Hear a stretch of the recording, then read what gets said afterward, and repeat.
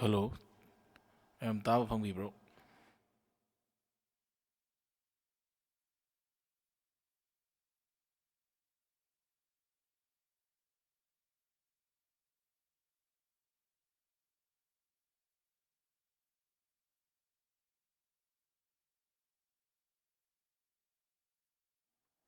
Okay, ma'am taragadi makha chatharajarage. Ngasi tawduisina akhoi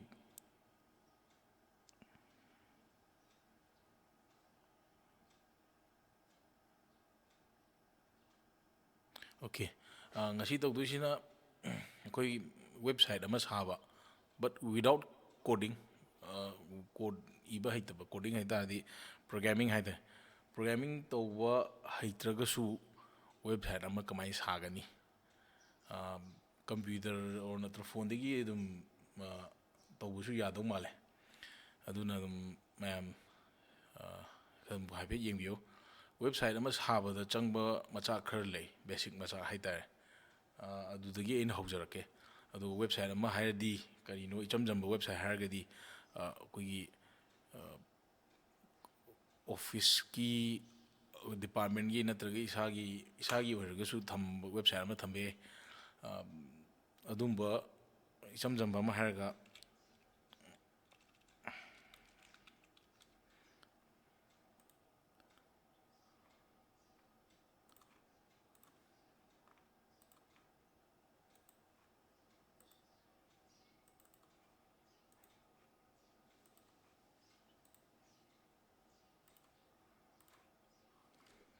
Manipur dot gov dot in सिजो कोई सरकार की website हमने सुमाइना सुमाइना इसागी website अमा सानिंगे खल्लसे इसागी ऑफिस की नि खंगदे इसागी इंडिविजुअल की नि खंगदे इसागी हॉबी अमगी वेबसाइट अमा सानिंग तारगदी कमाइन तौगदगे अदु साबदुने ngasi इचम जंब मोंगदा विदाउट एनी कोडिंग सिदी कोडिंग का खरा चंगमबसु याय गवर्नमेंट की वेबसाइट सिदी अदुबो ओपन सोर्स की टूल्स मैम ले ओपन सोर्स हारगदी फ्री द फंगबा हाइतारने कंप्यूटर की थबक तौरीब मी मैम मरक्सिदा पैसा अखोइना माइक्रोसॉफ्ट की सॉफ्टवेयर अखोइना विंडोज का सिनेसे मसी प्रोप्राइटरी सॉफ्टवेयर चिंगे मखोइना अदगी अखोइना फोन द सिनेरिबा एंड्रॉइड ची इsu proprietary ni but it's a open source oirakpa software mani android ka haise sumaina mayam gi damakta thadorokpa software mayam na sinaningba mong sinajaro hana semtokpa sadokpa tawba yaba semtok na baina thadorokpa software singje koina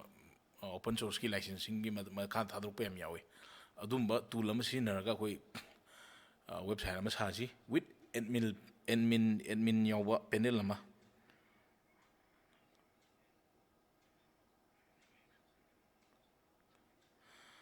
admin panel haitane dynamic website haita dynamic se makhalani ahoi website se makhalani thoye amana facebook ki website ama sorry static ki website ama adigi amana dynamic website na kaino har kanda back end dagi maning lom dagi khoina semdosin tor mamang lom daga reflect torpa admin panel yawba website ama so isam jamba da ahmada पैसा website से साबसे पैसा चंगदबिने हजि तौदुइसे पैसा इजंग सुंगंग जंगदबि दै साइ website सादुइने सो हजि तौदुइसे आई हाइजरके website अमा web internet से कमाइना work तौगे हाइबसे Hana अमता खंगमिनसे सिगी सिदैदा लेरिबा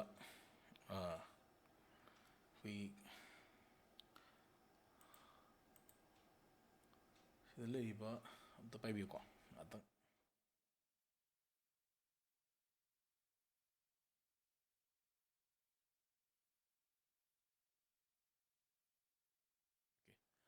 sida leiriba khoi oirom da leiriba uk user haina thariba kenose sigi computer natraga isagi phone oibi ai natraga tablet oibi ai or any device ꯑꯃ ꯑꯣꯏꯕ ꯌꯥꯏ ꯏꯟꯇꯔꯅꯦꯠꯇ ꯁꯝꯕ ꯌꯥꯕꯀꯣ ꯃꯣꯏꯅ TV ꯑꯣꯏꯔꯁꯨ ꯌꯥꯏꯀꯣ ꯁꯤꯁꯦ ꯃꯣꯏꯁꯤꯅ ꯏꯟꯇꯔꯅꯦꯠꯇ ꯀꯃꯥꯏꯅ ꯑꯦꯛꯁꯦꯁ ꯇꯧꯒꯦ ꯍꯥꯏꯔ ꯀꯥꯟꯗ ꯑꯩꯈꯣꯏꯅ ꯋꯦꯕꯁꯥꯏꯠ ꯑꯃ ꯑꯦꯛꯁꯦꯁ ꯇꯧꯅꯕ ꯍꯣꯠꯅꯕꯗ ꯗꯣꯃꯦꯟ ꯅꯦꯝ ꯍꯥꯏꯅ ꯑꯃ ꯆꯪꯉꯤ ꯗꯣꯃꯦꯟ ꯅꯦꯝꯁꯦ ꯀꯩꯅꯣ ꯍꯥꯏꯔꯀꯥꯟꯗ ꯑꯩꯈꯣꯏꯅ ꯁꯤꯗ ꯍꯧꯖꯤꯛ ꯑꯩꯅ ꯇꯥꯏꯞ ꯇꯧꯖꯈꯤꯕꯗꯣ ꯃꯅꯤꯄꯨꯔ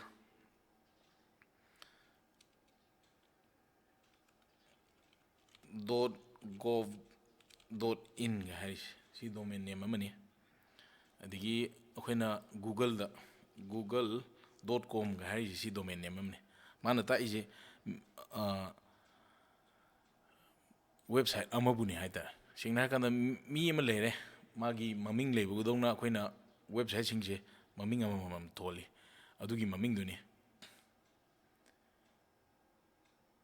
ꯑꯩꯈꯣꯏꯅ ꯁꯤꯁꯤꯗ ꯗꯣꯃꯦꯟ ꯅꯦꯝ ꯍꯥꯏꯔꯤꯁꯦ ꯑꯣꯀꯦ ꯁꯣ ꯋꯦꯕꯁꯥꯏꯠ ꯑꯃ ꯁꯥꯕ ꯃꯇꯝꯗ ꯑꯩ ꯗꯣꯃꯦꯟ ꯅꯦꯝ ꯑꯃ ꯂꯩꯇꯕ ꯌꯥꯗꯦ ꯄ꯭ꯂꯁ ꯍꯣꯁꯇꯤꯡ ꯖꯒꯥ ꯑꯃ ꯂꯩꯇꯕ ꯌꯥꯗꯦ ꯏꯟꯇꯔꯅꯦꯠꯇ ꯑꯗꯨꯝ ꯁꯝꯃ ꯂꯩꯕ ꯀꯝꯄ꯭ꯌꯨꯇꯔ ꯑꯃ ꯍꯥꯏꯇꯥꯔꯦꯅꯦ ꯁꯔꯚꯔ ꯃꯌꯥꯝꯅ ꯁꯔꯚꯤꯁ ꯄꯤꯕ ꯌꯥꯕ ꯀꯝꯄ꯭ꯌꯨꯇꯔ ꯑꯃ ꯏꯟꯇꯔꯅꯦꯠꯇ ꯑꯗꯨꯝ ꯁꯝꯃꯒ ꯂꯩꯒꯗꯕ ꯀꯝꯄ꯭ꯌꯨꯇꯔ ꯑꯃꯁꯨ ꯗꯔꯀꯥꯔ ꯂꯩ ꯁꯣ ꯑꯩꯈꯣꯏꯅ ꯗꯔꯀꯥꯔ ꯂꯩꯁꯦ ꯗꯣꯃꯦꯟ ꯅꯦꯝ ꯑꯃꯅꯦ ꯑꯗꯒꯤ ꯋꯦꯕꯁꯥꯏꯠ ꯍꯣꯁꯇꯤꯡ ꯇꯧꯕ ꯌꯥꯕ ꯖꯒꯥ ꯑꯃꯒ ꯁꯣ ꯑꯩꯈꯣꯏꯅ ꯃꯁꯤꯁꯦ ꯗꯣꯃꯦꯟ ꯅꯦꯝꯁꯦ ꯂꯩꯒꯦ ꯍꯥꯏꯔꯒꯗꯤ .com ꯇꯥꯕꯁꯦ ꯍꯧꯖꯤꯛ ꯍꯧꯖꯤꯛ ꯄ꯭ꯔꯥꯏꯁꯤꯡꯗ ꯂꯨꯄꯥ ꯏꯟꯗꯤꯌꯟ ꯔꯨꯄꯤꯁꯇ ꯂꯨꯄꯥ 1400-1500 ꯁꯨꯃꯥꯏꯅ ꯂꯩꯔꯝꯒꯅꯤ ꯑꯩꯒꯤ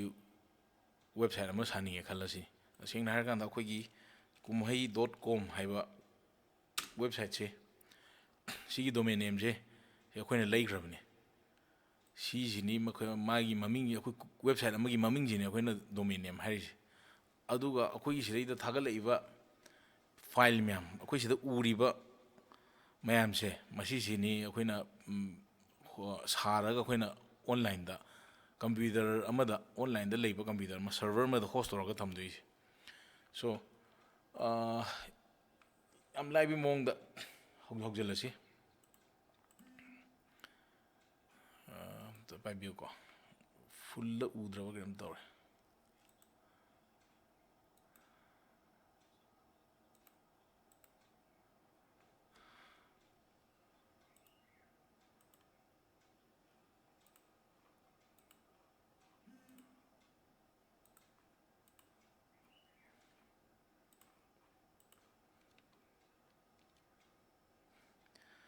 ꯃꯌꯥꯝ ꯀꯩꯅꯣꯁꯤ ꯎꯕꯤꯕ꯭ꯔꯣ ꯑꯩꯈꯣꯏꯒꯤ ꯑꯩꯅ ꯃꯊꯛꯇ ꯕ꯭ꯔꯥꯎꯖꯔꯒꯤ ꯀꯩꯅꯣꯁꯦ ꯇꯥꯛꯁ ꯕꯥꯔꯁꯦ ꯀꯩ ꯃꯥꯒꯤ ꯑꯦꯗ꯭ꯔꯦꯁ ꯕꯥꯔꯁꯦ ꯎꯕꯤꯕ꯭ꯔꯣ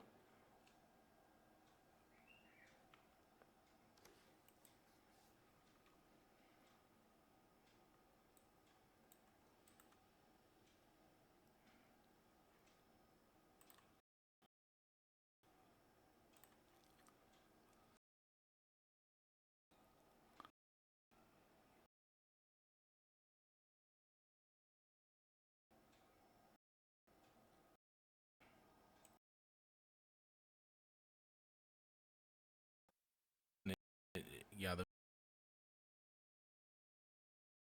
ꯑꯁꯤ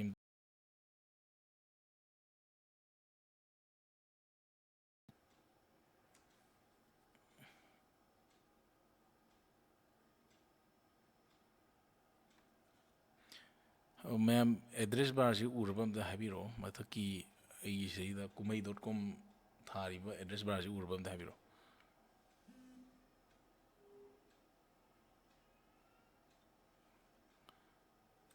ꯏꯟꯇꯔꯅꯦꯠꯇꯤ ꯑꯗꯨꯝ ꯌꯥꯅꯤ ꯏꯟꯇꯔꯅꯦꯠꯀꯤꯗꯤ ꯄ꯭ꯔꯣꯕ꯭ꯂꯦꯝ ꯂꯩꯗꯧ ꯃꯥꯟꯗꯦ ꯁ꯭ꯄꯤꯗ ꯇꯦꯁ ꯑꯃ ꯇꯧꯊꯣꯛꯁꯤ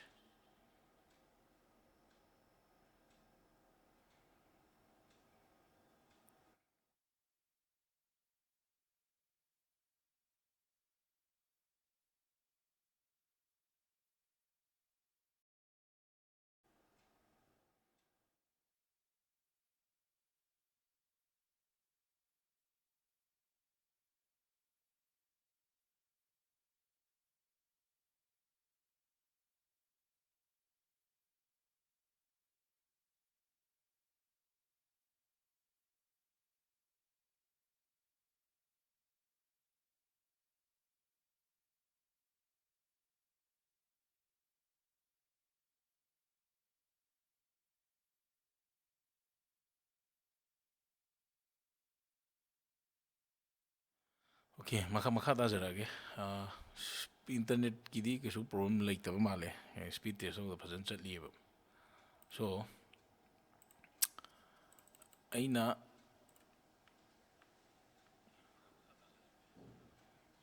speed che the masai ne che sigi domain name che sigi website che ningjang hawbiro biz.nf ko website si da changge ga masai akoina haijeri aina haijagiba free domain dune adu hosting jaga du dum phangba yani ai changjarage ko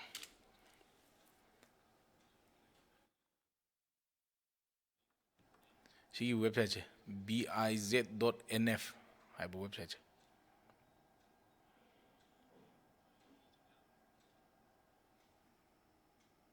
sigi website se changbiro adai ma haije sida adum ule free domain phangni haire register a free domain adu mathak ma pije makha da isida mouse se tawjage ko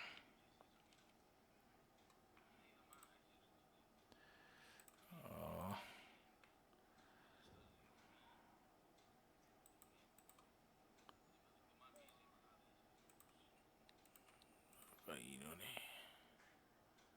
sida venture krawa okay ai ona male ulaish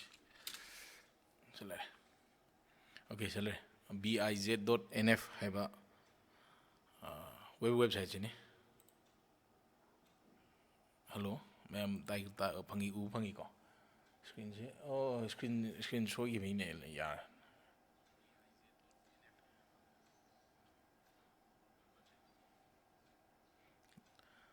biz.nf ko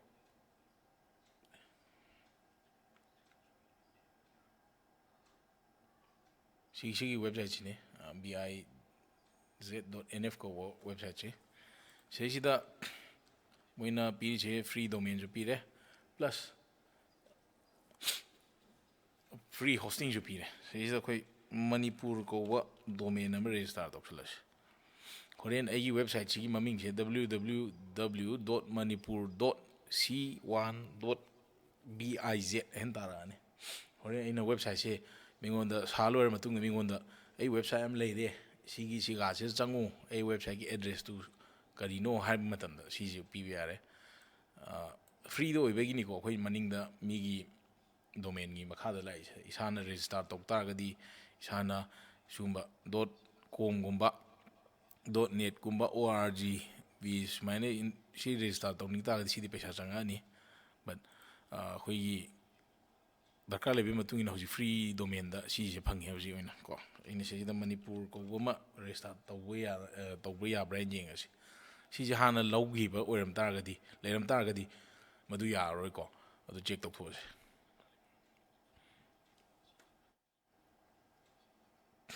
hoji manipur ko se yadre si manipur ji yadre adudi imphal hai nong gi asi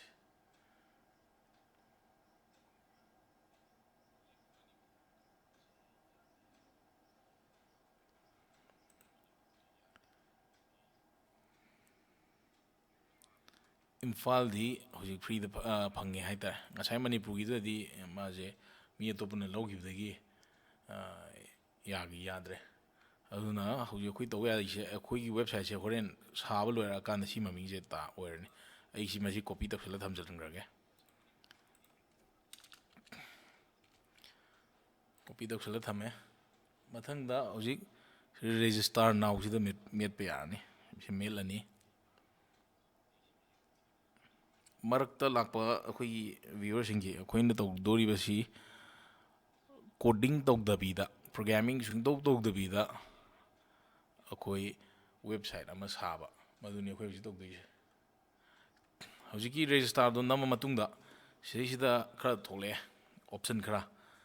hosting plan hosting is na kaino kan ai website ki information myam aina photo hamninge video hamninge natraga audio bo hamning bro ai information myam I ba khotpa myam do adu thambam masu darkar leba ngasai gi duna maming khata ne ꯉꯁꯥꯏꯒꯤꯗꯅ ꯃꯃꯤꯡ ꯍꯥꯏꯗꯤ ꯑꯩ ꯋꯦꯕꯁꯥꯏꯠꯇꯨꯒꯤ ꯃꯃꯤꯡ ꯀꯩ ꯀꯧꯒꯗꯒꯦ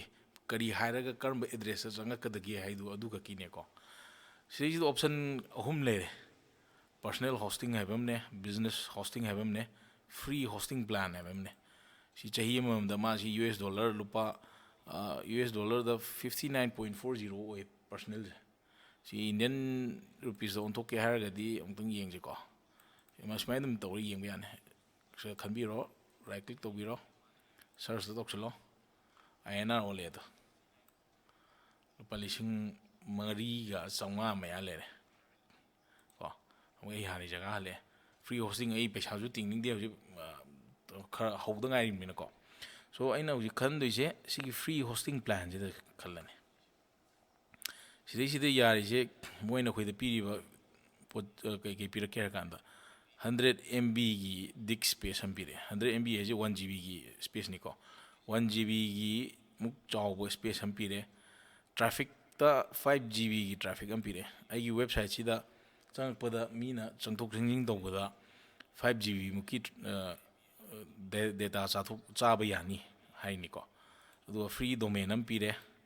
PHP ꯍꯥꯏꯁꯦ programming language ꯑꯃꯅꯤ PHP host ꯇꯧꯕ ꯌꯥꯔꯅꯤ ꯍꯥꯏꯔꯦ MySQL ꯌꯥꯎꯔꯦ WordPress ꯍꯥꯏꯁꯦ ꯁꯤ ꯑꯣꯄꯟ ꯁꯣꯔꯁ ꯁꯣꯐꯋꯦꯔ ꯑꯃꯅꯤ ꯖꯨꯝꯂꯥ ꯍꯥꯏꯁꯤꯁꯨ ꯑꯣꯄꯟ ꯁꯣꯔꯁ CMS ꯍꯥꯏꯇꯥꯔꯦ ꯀꯣꯟꯇꯦꯟꯠ ꯃꯦꯅꯦꯖꯃꯦꯟꯠ ꯁꯤꯁꯇꯝ ꯑꯃꯅꯤ ꯑꯩꯈꯣꯏ ꯍꯣꯔꯦꯟ ꯖꯨꯝꯂꯥꯁꯤ ꯁꯤꯖꯤꯟꯅꯔꯒ ꯋꯦꯕꯁꯥꯏꯠꯁꯦ ꯁꯥꯁꯤ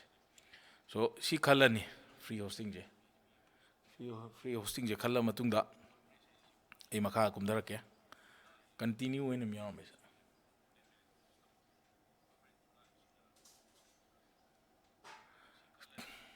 ꯁꯤꯗꯩꯁꯤꯗ ꯀꯟꯇꯤꯅ꯭ꯌꯨ ꯑꯃ ꯌꯥꯎꯔꯦ ꯑꯩꯈꯣꯏꯅ ꯇꯧꯗꯣꯏꯁꯦ ꯐ꯭ꯔꯤꯅꯤ 0 USD ꯄꯩꯁꯥ ꯁꯨꯡꯂꯧ ꯆꯪꯉꯔꯣꯏꯀꯣ ꯀꯟꯇꯤꯅ꯭ꯌꯨ ꯃꯦꯠꯂꯦ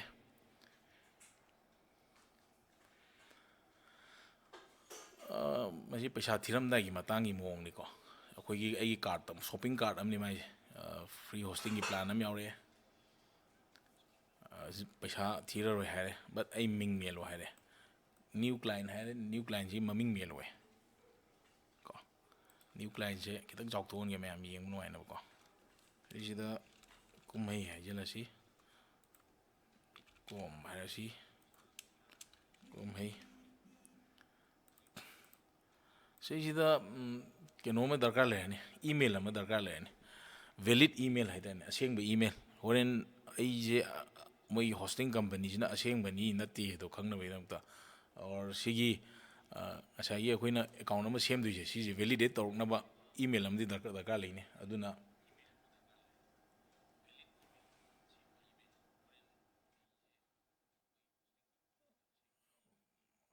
ꯃꯈꯣꯟꯒꯤ ꯕꯦꯛꯒ꯭ꯔꯥꯎꯟ ꯃꯈꯣꯟ ꯈꯔ ꯌꯥꯎꯋꯦ ꯍꯥꯏꯔꯛꯑꯦ ꯑꯩ ꯑꯝꯇ ꯁꯦꯝꯒꯦꯀꯣ ꯏꯃꯦꯜ ꯚꯦꯂꯤꯗꯦꯁꯟ ꯑꯃ ꯗꯔꯀꯥꯔ ꯑꯣꯏꯔꯦ ꯑꯗꯨꯅ ꯁꯤ ꯃꯦꯜ ꯑꯦꯗ꯭ꯔꯦꯁ ꯑꯃ ꯍꯥꯞꯀꯦ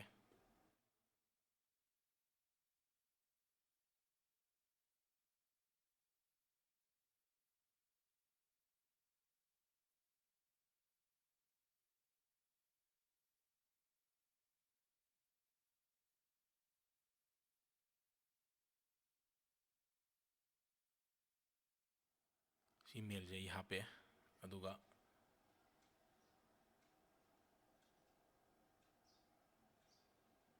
ꯑꯇꯣꯞꯄ ꯑꯃ ꯍꯣꯁ ꯇꯧꯖꯒꯦ ꯍꯥꯏꯔꯒꯗꯤ ꯑꯊꯧꯕꯅ ꯍꯥꯏꯔꯤꯁꯦ ꯑꯇꯣꯞꯄ ꯌꯥꯏ ꯀꯩꯁꯨ ꯀꯥꯏꯗꯦ ꯍꯣꯁ ꯇꯧꯕꯗꯤ ꯑꯇꯣꯞꯄ ꯖꯒꯥ ꯑꯝꯗ ꯇꯧꯔꯁꯨ ꯌꯥꯏ ꯑꯇꯣꯞꯄ ꯍꯣꯁꯇꯤꯡ ꯁꯥꯔꯚꯤꯁ ꯄ꯭ꯔꯣꯚꯥꯏꯗꯔ ꯃꯌꯥꯝ ꯂꯩꯀꯣ ꯐ꯭ꯔꯤꯒꯤ ꯑꯩ ꯍꯣꯔꯦꯟ ꯑꯗꯨꯝ ꯍꯥꯏꯖꯔꯛꯀꯦ ꯑꯊꯧꯕꯅ ꯍꯥꯏꯁꯦ ꯉꯁꯥꯏꯒꯤ ꯗꯣꯃꯦꯟꯗꯣ ꯔꯦꯖꯤꯁꯇꯥꯔ ꯇꯧꯔ ꯃꯇꯨꯡꯗ ꯍꯣꯁꯇꯤꯡꯅ ꯑꯇꯣꯞꯄ ꯖꯒꯥ ꯑꯝꯗ ꯇꯧꯕ ꯌꯥꯒꯗ꯭ꯔꯥ ꯁꯤꯅꯤ ꯍꯥꯏꯔꯛꯏꯁꯦ ꯃꯥ ꯌꯥꯅꯤ ꯑꯗꯨ ꯑꯗꯨꯝ ꯀꯩꯁꯨ ꯀꯥꯏꯗꯦ ꯑꯩ ꯏꯃꯦꯜ ꯍꯥꯞꯄꯦ ꯑꯩ ꯄꯥꯁꯋꯥꯔꯗ ꯍꯥꯞꯄꯒꯦ ꯄꯥꯁꯋꯥꯔꯗꯁꯦ ꯃꯥꯅ ꯑꯩꯒꯤ ꯄꯥꯁꯋꯥꯔꯗꯀꯤ ꯁ꯭ꯇ꯭ꯔꯦꯟꯒꯤ ꯁꯦꯀ꯭ꯌꯨꯔꯤꯇꯤ ꯆꯦꯛ ꯇꯧꯕꯤꯔꯛꯑꯦꯀꯣ ꯃꯤꯗꯤꯌꯝꯗ ꯂꯩꯔꯦ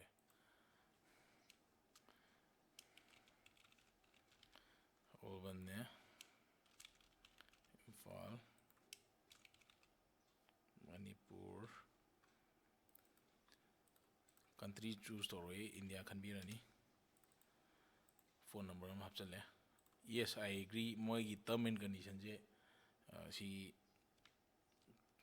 ꯀꯩꯅꯣ ꯇꯧꯗꯕ ꯌꯥꯔꯔꯣꯏꯀꯣ ꯈꯣꯠꯇꯕ ꯌꯥꯔꯔꯣꯏ ꯑꯩ ꯔꯣꯕꯣꯠ ꯅꯠꯇꯦꯅ ꯕꯦꯔꯤꯐꯥꯏ ꯇꯧ ꯇꯥꯔꯦ ꯑꯗꯨꯒ ꯀꯟꯇꯤꯅ꯭ꯌꯨ ꯃꯦꯠꯇ꯭ꯔꯤꯉꯩꯁꯤꯗ ꯑꯃꯨꯛꯇꯪ ꯍꯥꯏꯖꯍꯧꯒꯦ ꯑꯩꯒꯤ ꯃꯤꯡ ꯐꯥꯔꯁ ꯅꯦꯝ ꯂꯥꯁ ꯅꯦꯝ ꯀꯝꯄꯅꯤ ꯃꯃꯤꯡ ꯍꯥꯞꯄꯅꯤ ꯁꯤꯗꯤ ꯄꯪꯏ ꯏꯁꯜꯂꯁꯨ ꯀꯩꯁꯨ ꯀꯥꯏꯄꯣꯠꯇꯦ ꯏꯃꯦꯜꯗꯤ ꯚꯦꯂꯤꯠ ꯏꯃꯦꯜ ꯑꯃ ꯍꯥꯞꯇꯕ ꯌꯥꯔꯣꯏ ꯀꯩꯅꯣ ꯍꯣꯔꯦꯟ ꯃꯦꯜ ꯊꯥꯔꯛꯑꯒ ꯑꯩꯁꯤ ꯚꯦꯔꯤꯐꯥꯏ ꯇꯧꯗꯣꯏꯅꯤ ꯃꯣꯏꯅ ꯄꯥꯁꯋꯥꯔꯗ ꯑꯃ ꯍꯥꯞꯆꯤꯟꯕꯤꯔꯣ ꯍꯣꯔꯦꯟ ꯁꯤ ꯑꯦꯀꯥꯎꯟꯁꯦ ꯁꯥꯕ ꯃꯇꯝꯗꯀꯣ ꯑꯗꯨꯒꯤ ꯄꯥꯁꯋꯥꯔꯗꯇꯨ ꯏꯃꯦꯜꯒꯤ ꯄꯥꯁꯋꯥꯔꯗꯀ ꯃꯥꯟꯅꯍꯟꯕꯤꯔꯨꯅꯨꯀꯣ ꯁꯤ ꯁꯦꯀ꯭ꯌꯨꯔꯤꯇꯤ ꯄꯣꯏꯟ ꯑꯣꯐ ꯚ꯭ꯌꯨꯗ ꯏꯁꯥꯒꯤ ꯁꯤ ꯑꯇꯣꯞꯄ ꯑꯃ ꯁꯥꯕꯤꯔꯣ ꯑꯦꯗ꯭ꯔꯦꯁ ꯀꯩꯀꯥ ꯍꯥꯞꯄꯤꯔꯣ ꯐꯣꯟ ꯅꯝꯕꯔ ꯍꯥꯞꯄꯤꯔꯣ ꯑꯥꯏ ꯑꯦꯝ ꯅꯣꯠ ꯑ ꯔꯣꯕꯣꯠ ꯍꯥꯏꯅ ꯈꯣꯠꯄꯤꯔꯣ ꯀꯟꯇꯤꯅ꯭ꯌꯨ ꯃꯦꯠꯂꯁꯤ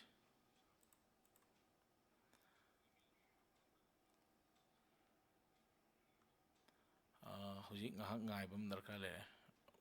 ꯑꯣꯀꯦ ꯑꯩꯒꯤ ꯀ꯭ꯂꯥꯏꯟ ꯑꯥꯏ ꯗꯤꯅ ꯁꯤꯅꯦꯌꯦ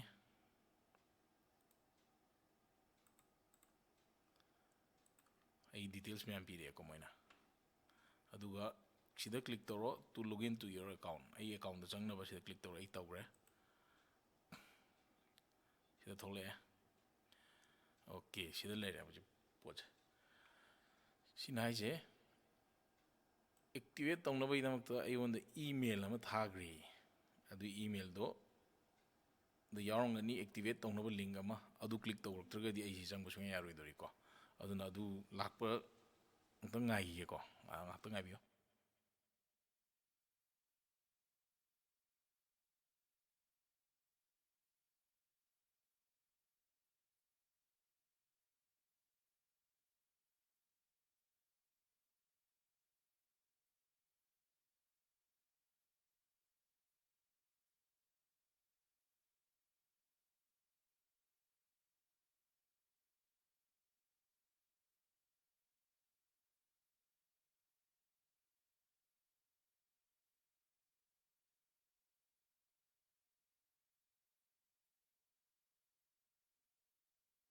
ꯃꯦꯜꯗꯣ ꯂꯥꯛꯇ ꯇꯥꯔꯒꯗꯤ ꯑꯃꯨꯛ ꯔꯤꯁꯦꯟ ꯑꯦꯛꯇꯤꯚꯦꯠ ꯏꯃꯦꯜꯁꯦ ꯑꯃꯨꯛ ꯅꯝꯕꯤꯔ ꯇꯥꯔꯦ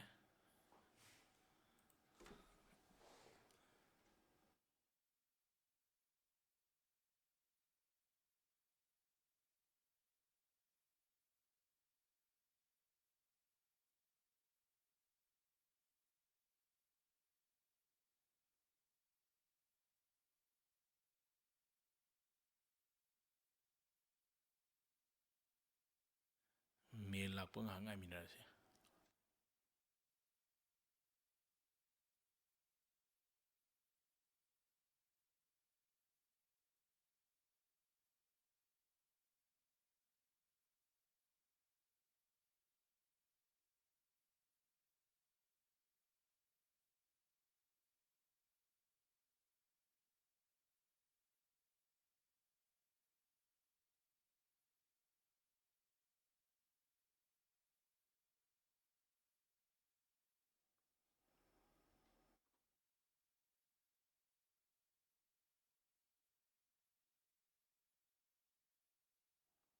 ꯃꯦꯜꯁꯦ ꯂꯥꯛꯇ꯭ꯔꯤ ꯑꯦꯛꯇꯤꯚꯦꯁꯟ ꯇꯧꯅꯕ ꯃꯦꯜꯁꯦ ꯍꯧꯖꯤꯛꯐꯥꯎ ꯌꯧꯔꯛꯇ꯭ꯔꯤꯌꯦ ꯑꯩꯉꯣꯟꯗ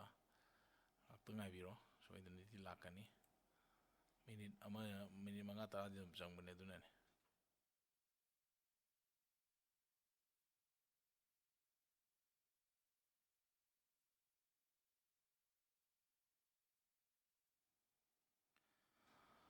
ꯑꯅꯧꯕ ꯃꯤꯅ ꯍꯪꯕꯤꯔꯛꯏꯕꯁꯦ ꯑꯩꯒꯤ ꯁꯔꯚꯔ ꯑꯃ ꯍꯣꯁ ꯇꯧꯖꯒꯦ ꯍꯥꯏꯔꯒꯗꯤ ꯑꯣꯀꯦ ꯑꯩ ꯉꯁꯥꯏ ꯀꯣꯟꯁꯦꯞꯇꯨ ꯈꯤꯇꯪ ꯂꯥꯟꯅ ꯂꯧꯔꯦ ꯑꯩꯒꯤ ꯏꯁꯥꯗ ꯌꯨꯝꯗ ꯅꯠꯇ꯭ꯔꯒ ꯑꯩꯒꯤ ꯑꯣꯐꯤꯁꯇ ꯏꯁꯥꯒꯤ ꯁꯔꯚꯔ ꯑꯃ ꯍꯣꯁ ꯇꯧꯖꯒꯦ ꯍꯥꯏꯔꯒꯗꯤ ꯑꯗꯨꯝ ꯌꯥꯝꯅ ꯂꯥꯏ ꯍꯥꯏꯇꯥꯔꯦ ꯏꯟꯇꯔꯅꯦꯠ ꯀꯅꯦꯛꯁꯟ ꯑꯃ ꯗꯔꯀꯥꯔ ꯂꯩꯔꯅꯤ ꯏꯟꯇꯔꯅꯦꯠ ꯀꯅꯦꯛꯁꯟ ꯑꯃ ꯗꯔꯀꯥꯔ ꯂꯩꯔꯅꯤ ꯑꯩ ꯑꯃꯨꯛꯀ ꯃꯈꯥ ꯇꯥꯖꯔꯛꯀꯦ ꯑꯅꯧꯕ ꯃꯤꯅ ꯍꯪꯕꯤꯔꯤꯁꯦ ꯑꯩꯒꯤ ꯁꯔꯚꯔ ꯑꯃ ꯍꯣꯁ ꯇꯧꯖꯒꯦ ꯍꯥꯏꯔꯒꯗꯤ ꯍꯥꯏꯕꯅꯦꯕ ꯏꯁꯥꯒꯤ ꯏꯟꯇꯔꯅꯦꯠ ꯀꯅꯦꯛꯁꯟ ꯑꯃ ꯗꯔꯀꯥꯔ ꯂꯩꯔꯅꯤ I P public I P ꯑꯃ ꯗꯔꯀꯥꯔ ꯂꯩꯔꯅꯤ ꯏꯟꯇꯔꯅꯦꯠ ꯁꯥꯔꯚꯤꯁ ꯄ꯭ꯔꯣꯚꯥꯏꯗꯔꯗꯨꯗꯒꯤ ꯄꯕ꯭ꯂꯤꯛ ꯑꯥꯏ ꯄꯤ ꯑꯃ ꯑꯩ ꯄꯤꯕꯤꯌꯣ ꯍꯥꯏꯔꯒ ꯄꯕ꯭ꯂꯤꯛ ꯑꯥꯏ ꯄꯤ ꯑꯃ ꯂꯧꯔꯅꯤ ꯑꯗꯨꯒ ꯑꯩꯒꯤ ꯏꯟꯇꯔꯅꯦꯠ ꯀꯅꯦꯛꯁꯟ ꯂꯩꯔꯤꯕ ꯖꯒꯥꯗꯨꯗ ꯁꯔꯚꯔ ꯑꯃ ꯁꯦꯠ ꯑꯞ ꯇꯧꯕꯤ ꯇꯥꯔꯦ ꯁꯔꯚꯔ ꯍꯥꯏꯁꯦ ꯑꯦꯅꯤ ꯌꯥꯝ ꯆꯥꯎꯕ ꯋꯦꯕꯁꯥꯏꯠ ꯅꯠꯇ꯭ꯔꯒꯗꯤ ꯗꯦꯛꯁꯇꯣꯞ ꯑꯩꯈꯣꯏꯒꯤ ꯏꯆꯝ ꯆꯝꯕ ꯗꯦꯛꯁꯇꯣꯞ ꯑꯃꯅ ꯑꯗꯨꯝ ꯌꯥꯅꯤ ꯑꯗꯨꯒ ꯁꯔꯚꯔꯗꯣ ꯉꯁꯥꯏ ꯍꯣꯁ ꯇꯧꯒꯗꯧꯕ ꯀꯣꯟꯇꯦꯟꯁꯦ ꯀꯔꯤꯅꯣ ꯍꯥꯏꯕꯗꯨꯒꯤ ꯃꯇꯨꯡ ꯏꯟꯅ ꯁꯣꯝꯅ OS ꯇꯣ ꯈꯟꯕꯤ ꯇꯥꯔꯦ ꯍꯧꯖꯤꯛꯀꯥꯟꯗꯤ ꯑꯗꯨꯝ ꯋꯤꯟꯗꯣꯖ ꯕꯦꯁ ꯁꯔꯚꯔꯗꯁꯨ ꯑꯗꯨꯝ PHP ꯂꯤꯅꯛꯁꯀꯤ ꯄꯥꯔꯠ ꯃꯌꯥꯝ ꯑꯃꯁꯨ ꯑꯗꯨꯝ ꯍꯣꯁ ꯇꯧꯕ ꯌꯥꯔꯛꯑꯦ ꯑꯗꯒꯤ ꯂꯤꯅꯛꯁꯇꯁꯨ ꯑꯗꯨꯝ ASP ꯑꯗꯨꯝ ꯍꯣꯁ ꯇꯧꯕ ꯌꯥꯏ ꯑꯗꯨꯅꯏꯁꯥꯅ ꯈꯨꯠꯂꯣꯏꯕ OS ꯑꯃ ꯈꯟꯕꯤꯔꯒ ꯁꯔꯚꯔ ꯑꯃ ꯁꯦꯠꯑꯞ ꯇꯧꯕꯤ ꯇꯥꯔꯦ ꯑꯗꯨꯒ ꯑꯗꯩꯗ ꯋꯦꯕ ꯁꯔꯚꯔ ꯑꯃ ꯍꯥꯞꯄꯤꯕ ꯇꯥꯔꯦ ꯋꯤꯟꯗꯣꯖꯇ ꯑꯣꯏꯔꯒꯅ IIS ꯍꯥꯞ ꯇꯥꯔꯦ ꯂꯤꯅꯛꯁꯀꯤꯗꯤ ꯃꯣꯁꯂꯤ ꯑꯄꯥꯆꯤꯅ ꯂꯣꯏ ꯇꯧꯅꯩꯀꯣ ꯑꯄꯥꯆꯤ ꯑꯗꯒꯤ ꯗꯦꯇꯥꯕꯦꯁ ꯌꯥꯎꯔꯒꯗꯤ ꯑꯗꯨꯝ ꯗꯦꯇꯥꯕꯦꯁ ꯑꯃꯁꯨ ꯑꯗꯨꯝ ꯍꯥꯞꯆꯤꯟꯕꯤꯔꯒ ꯉꯁꯥꯏꯒꯤ ꯗꯣꯃꯦꯟ ꯑꯃ ꯂꯩꯕꯤꯅꯤꯗꯅ ꯁꯣꯏꯗꯅ ꯏꯁꯥꯒꯤ ꯋꯦꯕꯁꯥꯏꯠꯇꯨꯒꯤ ꯗꯣꯃꯦꯟꯗꯨꯒꯤ ꯃꯥꯒꯤ ꯑꯩꯈꯣꯏꯒꯤ ꯀꯩꯅꯣꯗꯣ ꯃꯥꯒꯤ ꯀꯩꯅꯣ ꯈꯔ ꯄꯦꯔꯥꯃꯤꯇꯔꯁ ꯈꯔ ꯁꯦꯝꯗꯣꯛꯀꯗꯧꯕ ꯂꯩ ꯑꯗꯨꯗꯣ ꯁꯣꯝꯒꯤ IPꯗꯨꯗ ꯔꯤꯗꯥꯏꯔꯦꯛ ꯇꯧꯁꯟꯍꯟꯕꯤꯔꯒ ꯑꯗꯨꯝ ꯁꯦꯠꯑꯞ ꯇꯧꯕ ꯌꯥꯅꯤ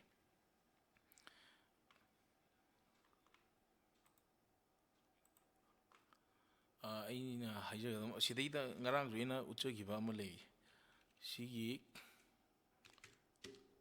ꯁꯤꯒꯤ ꯋꯦꯕꯁꯥꯏꯠꯁꯦ ꯑꯩ ꯏꯁꯥꯒꯤ ꯌꯨꯝꯗ ꯍꯣꯁ ꯇꯧꯖꯕ ꯋꯦꯕꯁꯥꯏꯠꯅꯤ ꯋꯦꯕꯁꯥꯏꯠ ꯍꯥꯏꯇꯥꯔꯦꯅꯦ ꯋꯦꯕ ꯑꯦꯄ꯭ꯂꯤꯀꯦꯁꯟ ꯍꯥꯏꯇꯥꯔꯦ ꯁꯤꯁꯦ ꯀꯝꯄ꯭ꯌꯨꯇꯔ ꯃꯆꯥ ꯑꯃ ꯇꯧꯔꯒ ꯀꯝꯄ꯭ꯌꯨꯇꯔꯁꯤ ꯈꯨꯕꯥꯛꯃꯨꯛ ꯄꯥꯛꯄ ꯀꯝꯄ꯭ꯌꯨꯇꯔꯅꯤ ꯃꯁꯤꯗꯤ ꯑꯩꯈꯣꯏꯅ ꯁꯤꯖꯤꯟꯅꯔꯤꯕꯁꯤ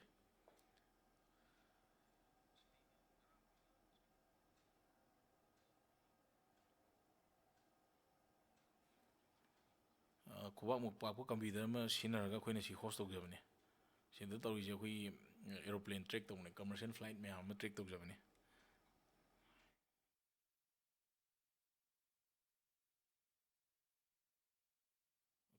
ꯀꯨꯝꯍꯩꯁꯦ ꯑꯩꯈꯣꯏ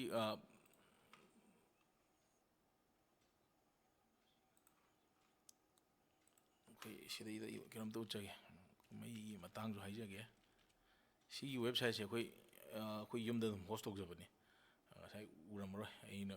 ꯕ꯭ꯔꯥꯎꯖꯔ ꯑꯇꯣꯞꯄ ꯑꯃꯗ ꯀꯩꯅꯣ ꯇꯧꯔꯦ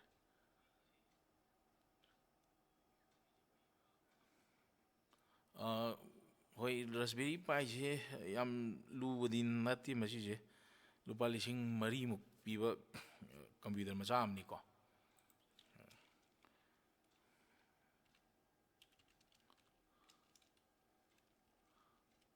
ꯔꯁꯕꯦꯔꯤ ꯄꯥꯏ 4 ꯂꯥꯛꯑꯕꯅꯦ ꯁꯤꯒꯤ ꯀꯝꯄ꯭ꯌꯨꯇꯔꯁꯤꯅꯦ ꯁꯤꯒꯤ ꯀꯝꯄ꯭ꯌꯨꯇꯔꯁꯤ ꯁꯤꯗꯩꯁꯤꯗ ꯑꯗꯨꯝ ꯍꯣꯁ ꯇꯧꯕ ꯌꯥꯅꯤ ꯁꯣꯝꯒꯤ ꯑꯄꯥꯝꯕ ꯃꯁꯥꯒꯤ ꯏꯃꯦꯜꯁꯦ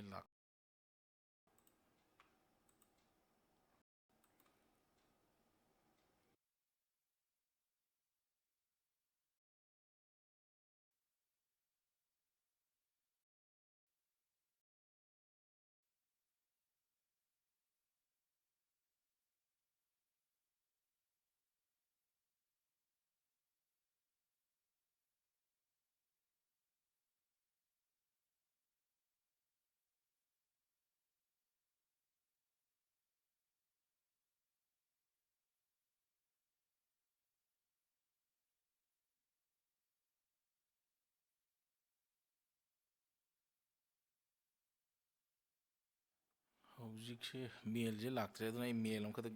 ꯃꯦꯜ ꯑꯦꯗ꯭ꯔꯦꯁ ꯑꯇꯣꯞꯄ ꯑꯃ ꯆꯦꯟꯖ ꯇꯧꯖꯒꯦ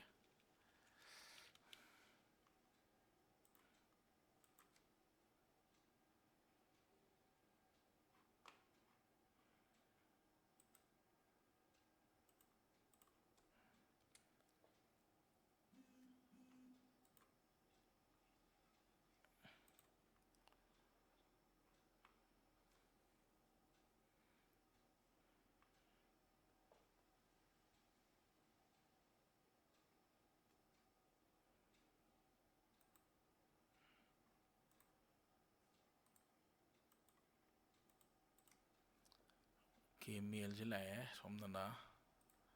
ꯑꯩ ꯁꯤꯗꯩꯁꯤꯗ ꯄꯦꯁ ꯇꯧꯁꯜꯂꯒꯦ ꯑꯣꯀꯦ ꯉꯁꯥꯏꯒꯤ ꯑꯗꯣ ꯃꯦꯜ ꯑꯦꯗ꯭ꯔꯦꯁꯇꯨ ꯏꯗ ꯌꯥꯔꯔꯣꯏ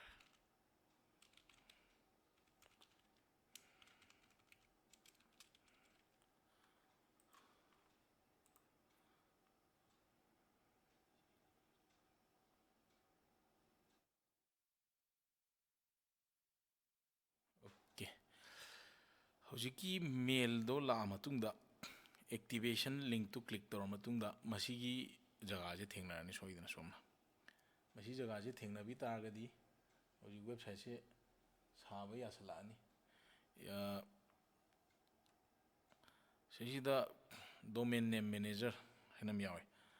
ꯉꯁꯥꯏ ꯑꯅꯧꯕ ꯃꯤꯅ ꯍꯪꯕꯤꯔꯤꯗꯣ ꯁꯤꯗꯩꯁꯤꯗ ꯑꯩꯅ ꯏꯁꯥꯗ ꯌꯨꯝꯗ ꯍꯣꯁ ꯇꯧꯈꯤ ꯇꯥꯔꯒꯗꯤ ꯑꯗꯨꯒꯤꯗꯣ ꯁꯤꯗ ꯆꯪꯕꯤꯔꯒ ꯗꯣꯃꯦꯟ ꯅꯦꯝ ꯔꯦꯖꯤꯁꯇꯥꯔ ꯁꯤꯗꯩꯁꯤꯗ ꯁꯦꯝꯗꯣꯛ ꯁꯦꯝꯖꯤꯟ ꯗꯦꯁꯕꯣꯔꯗ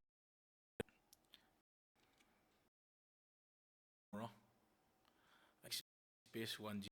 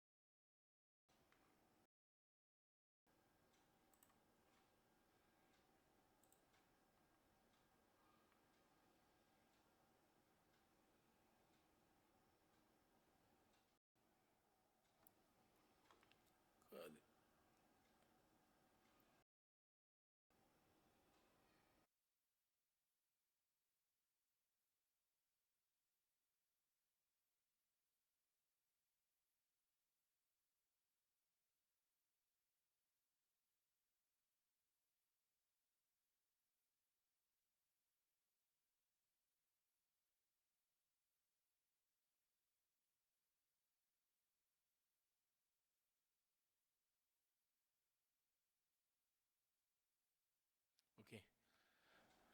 ꯃꯈꯥ ꯇꯥꯔꯛꯄꯗ ꯉꯁꯥꯏꯒꯤ ꯁꯤꯒꯤ ꯖꯦꯞ ꯏꯟꯁꯇꯣꯂꯔꯁꯦ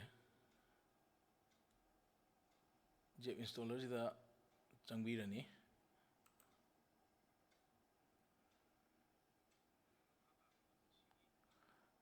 ꯁꯤꯒꯤ ꯖꯦꯞ ꯏꯟꯁꯇꯣꯂꯔꯁꯤ ꯎꯔꯀꯥꯟꯁꯤꯗ ꯈꯤꯇꯪ ꯆꯥꯎꯊꯣꯛꯍꯟꯒꯦ ꯑꯃꯨꯛꯀꯣ ꯖꯦꯞ ꯏꯟꯁꯇꯣꯂꯔ ꯑꯃꯨꯛ ꯃꯅꯤꯡ ꯍꯟꯖꯔꯛꯀꯦ ꯃꯌꯥꯝ ꯒ꯭ꯌꯥꯟ ꯇꯥꯍꯧꯅꯕꯀꯣ ꯁꯤꯒꯤ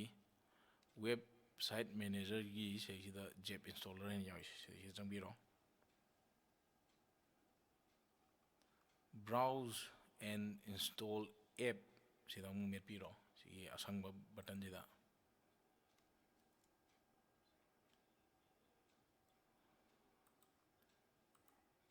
ꯁꯤꯗꯩꯁꯤꯗ ꯉꯁꯥꯏꯒꯤ ꯑꯩꯈꯣꯏꯒꯤ ꯍꯣꯁꯇꯤꯡ ꯖꯒꯥ ꯑꯃ ꯁꯦꯝꯈꯤꯕꯗꯣ ꯑꯗꯨꯗꯣ ꯁꯤꯗ ꯍꯥꯞꯆꯤꯟꯕꯤꯔꯣ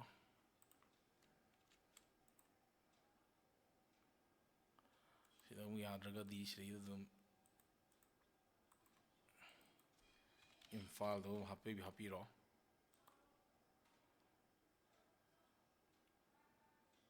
ꯑꯣꯀꯦ ꯍꯧꯖꯤꯛꯀꯤ ꯏꯝꯐꯥꯜ ꯉꯁꯥꯏꯒꯤ ꯑꯩꯈꯣꯏꯅ ꯇꯧꯈꯤꯕꯗꯀꯣ ꯑꯃꯨꯛꯀ ꯍꯟꯖꯔꯛꯀꯦꯀꯣ ꯁꯤꯒꯤ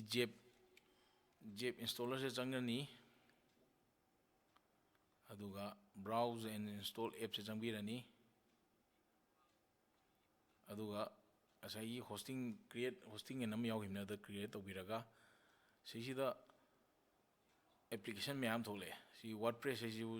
ꯑꯩꯈꯣꯏꯒꯤ ꯀꯣꯟꯇꯦꯟ ꯃꯦꯅꯦꯖꯃꯦꯟ ꯁꯤꯁꯇꯝ ꯑꯃꯅꯤ ꯑꯣꯄꯟ ꯁꯣꯔꯁꯅꯤ ꯖꯨꯝꯂꯥꯁꯨꯅꯤ ꯀꯣ ꯑꯗꯒꯤ ꯁꯤ ꯗꯨꯔꯄꯥꯜꯁꯤꯁꯨ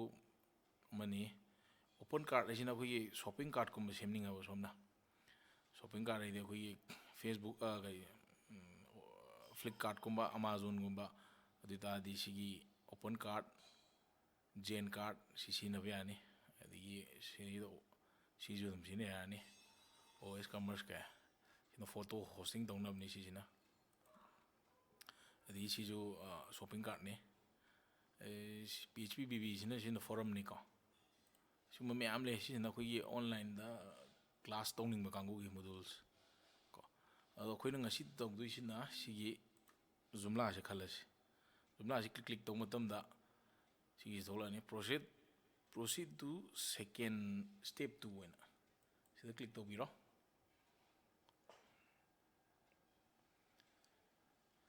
ꯁꯤꯗ ꯃꯥꯅ ꯗꯔꯀꯥꯔ ꯂꯩꯕ ꯈꯔ ꯍꯪꯉꯛꯑꯦ ꯑꯩꯒꯤ ꯋꯦꯕꯁꯥꯏꯠꯇꯨꯒꯤ ꯇꯥꯏꯇꯜꯁꯦ ꯀꯩ ꯑꯣꯏꯗꯣꯏꯅꯣ ꯃꯥꯏ ꯋꯦꯕꯁꯥꯏꯠ ꯏꯝꯐꯥꯜ ꯀꯧ ꯌꯨꯖꯔ ꯅꯦꯝ ꯍꯣꯔꯦꯟ ꯃꯅꯤꯡꯗꯒꯤ ꯁꯦꯝꯗꯣꯛ ꯁꯦꯝꯖꯤꯟ ꯇꯧꯗꯣꯔꯤꯕꯅꯤꯅ ꯃꯅꯤꯡꯂꯣꯝꯗꯒꯤ ꯁꯦꯝꯗꯣꯛ ꯁꯦꯝꯖꯤꯟ ꯇꯧꯗꯣꯏꯅꯤꯅ ꯃꯁꯤ ꯗꯔꯀꯥꯔ ꯂꯥꯛꯑꯅꯤ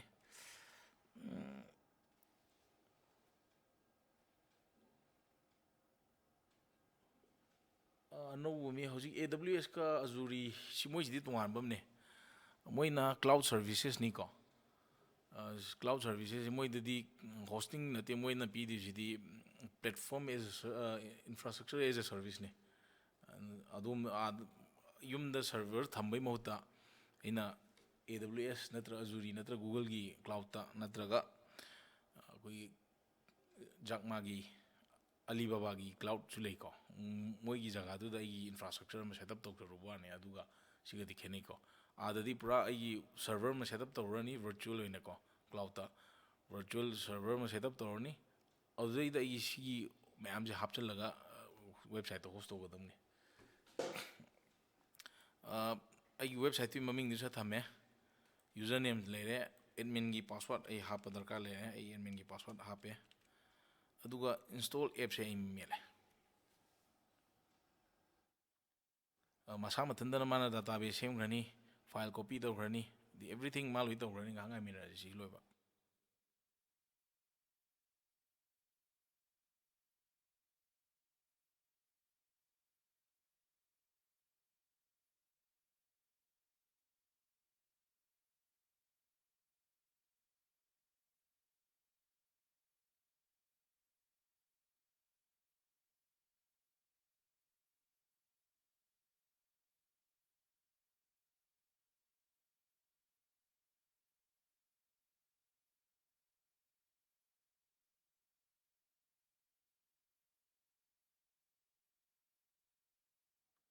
ꯏꯟꯁꯇꯣꯂꯦꯁꯟ ꯀꯝꯄ꯭ꯂꯤꯇꯦꯠ ꯁꯛꯁꯦꯁꯐꯨꯜꯂꯤ ꯊꯥꯔꯛꯑꯦ ꯁꯤꯗꯩꯁꯤꯗ ꯃꯥꯅ ꯄꯤꯔꯛꯏꯁꯦ ꯃꯐꯝ ꯑꯅꯤꯈꯛ ꯄꯤꯔꯛꯑꯦ ꯁꯤꯅ ꯐ꯭ꯔꯟ ꯑꯦꯟ ꯍꯥꯏꯕ ꯑꯃꯅꯦ ꯑꯃꯅ ꯁꯤꯁꯤꯅ ꯑꯩꯈꯣꯏ ꯕꯦꯛ ꯑꯦꯟ ꯑꯦꯄ꯭ꯂꯤꯀꯦꯁꯟ ꯑꯣꯏꯗꯣꯏꯅꯦ ꯋꯦꯕꯁꯥꯏꯠꯇꯨꯒꯤ ꯃꯅꯤꯡꯂꯣꯝꯗꯒꯤ ꯁꯦꯝꯗꯣꯛ ꯁꯦꯝꯖꯤꯟ ꯇꯧꯕ ꯌꯥꯅꯕ ꯑꯩꯁꯤ ꯔꯥꯏꯠ ꯀ꯭ꯂꯤꯛ ꯇꯧꯔꯒ ꯑꯅꯧꯕ ꯇꯦꯞ ꯑꯃꯗ ꯍꯥꯡꯈ꯭ꯔꯒꯦꯀꯣ ꯁꯤꯁꯤꯅ ꯑꯩꯒꯤ ꯋꯦꯕꯁꯥꯏꯠꯇꯨꯒꯤ ꯃꯃꯥꯏ ꯑꯩ ꯉꯁꯥꯏ ꯏꯕꯗꯣ ꯃꯥꯏ ꯋꯦꯕꯁꯥꯏꯠ ꯏꯝꯐꯥꯜ ꯑꯦꯟ